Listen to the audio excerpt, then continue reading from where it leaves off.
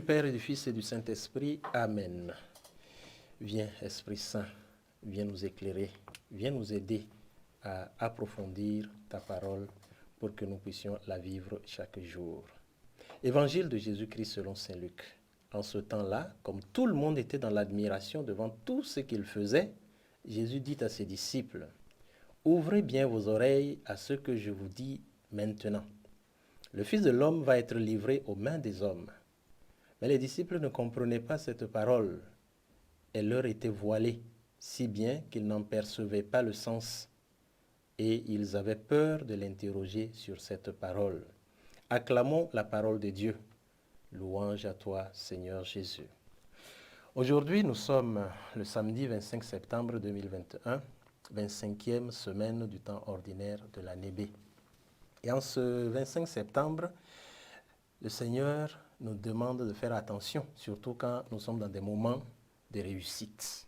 Les moments de réussite, ce sont des pièges, parce que ces moments-là peuvent nous faire oublier qui nous sommes, puisque nous risquons d'être dans l'euphorie, un peu comme si nous avions pris quelque chose qui nous fait ne plus nous rendre compte de la réalité. Eh bien, c'est ce qui se passait avec Jésus, et Jésus est très réaliste et ne se laisse pas emporter par ces choses-là. Tout le monde était dans l'admiration devant lui, disant, il fait des choses formidables. Et effectivement, Jésus réalise des choses formidables. Mais il leur dit tout de suite, attention, attention. Et en réalité, nous devons toujours avoir les pieds sur terre et non pas seulement la tête dans les nuages. Et quand tout va bien, rendons grâce au Seigneur. Et c'est une bonne chose, parce que le Seigneur, il aime que ses enfants soient heureux, que nous soyons joyeux. Mais quand tout va mal aussi, sachons rendre grâce au Seigneur, parce que cela doit faire partie de notre vie. Et en réalité, dans notre monde d'aujourd'hui, où le plaisir a pris le dessus, il y a le terme qu'on utilise, l'hédonisme. Voilà. Tout doit être plaisir, il faut vivre à fond, parce qu'on croit que c'est la seule chose qui existe. Le chrétien doit faire attention. Il n'y a pas que cela dans la vie. Le chrétien doit assumer la part de souffrance qui fait partie de la vie.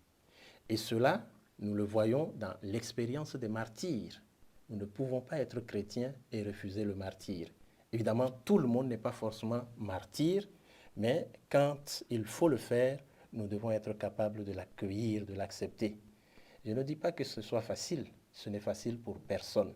Mais notre Afrique, nos pays ont besoin de chrétiens convaincus, engagés et qui sont prêts à se donner jusqu'à la mort. Et c'est l'accueil de la croix dans notre vie qui peut permettre de réaliser cela. Tant et tant de fois, nous tenons à notre vie. Nous y tenons tellement que nous ne voulons prendre aucun risque. Oui, c'est normal, il y a l'instinct de survie, c'est vrai.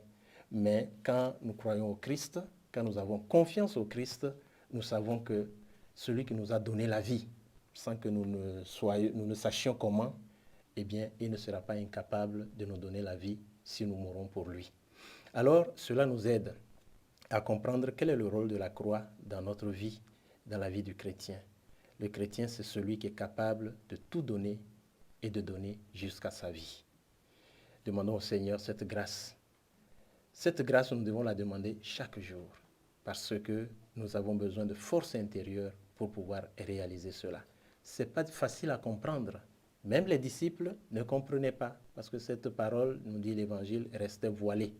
Ce n'est pas facile à comprendre. Mais quand nous demandons au Seigneur la lumière dont nous avons besoin, eh bien, lui-même nous aide non seulement à comprendre, et ce n'est même pas très important de comprendre, mais surtout à accueillir cela dans notre vie de chaque jour. Au nom du Père et du Fils et du Saint-Esprit. Amen.